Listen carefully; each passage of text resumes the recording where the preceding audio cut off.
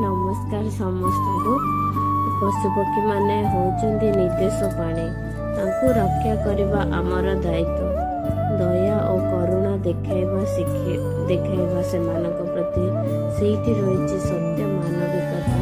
तांको भोकरे रखिबा उचित नुहे। खाद्य और पानी दबा, आघात न दे सेमानक सेवा करिबा। टोटाल 10टा कुकुर थिला, सेथिरु सबु जाक मरिगले, आउ केते जण धरिकी पळेले। और रहिला मात्र 2टा कुकुर। 2टा कुकुर को सबला में दौथलो बिस्किट, हेले भी कौन हम गाड़ी एक्सीडेंट रे तो सब मरी जाउछंती, जानी पार नांती, पळौछंती गाड़ी पाखकू। सबला में ताको बिस्किट दौथलो, पानी दौथलो खाइबा पाई।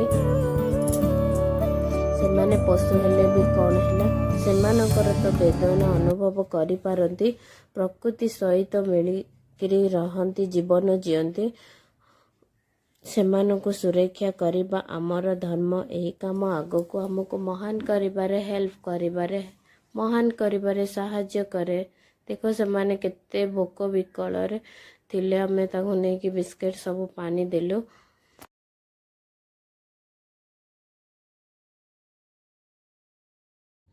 सबु बेले नहला नाही, किंतु बेले बेले पशु पक्षी मानक खाइबा दबा दरकार।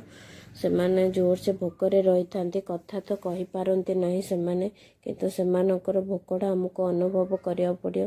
सेमानकु जे भोक लागुची, सेथिपई सबले सेमानकु मु बिस्किट दे दिए।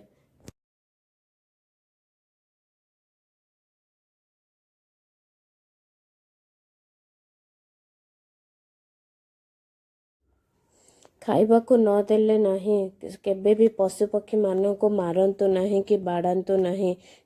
कौन पाइना सेमाने निर्दोष प्राणी, सेमानकू केबे भी बाड़ेबा नाही। सेमानकू दया देखाइबा उचित। रहिली सांग माने, मो वीडियोटा भल लागिथिले गोटे लाइक कर। जय जगन्नाथ।